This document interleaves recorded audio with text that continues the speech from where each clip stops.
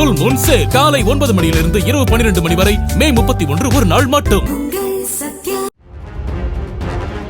நாமக்கல் மாவட்டம் ராசிபுரம் அருகே கோடை விடுமுறையில் நண்பர்களுடன் விளையாடிக் கொண்டிருந்த 11 வயது சிறுவனை மிட்டாய் வாங்கி தருவதாக கூறி தனியாக அழைத்து சென்று பாலியல் தொல்லை அளித்ததாக செங்கல் சூளை கூலி தொழிலாளி மணிகண்டன் என்பவர் போக்சோவில் கைது செய்யப்பட்டார்.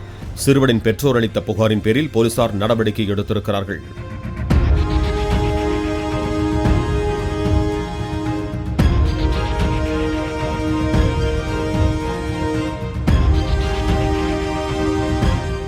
ஃபுல் மூன் சேல் காலை 9 மணியிலிருந்து இரவு 12 மணி வரை மே 31 ஒரு நாள் மட்டும்.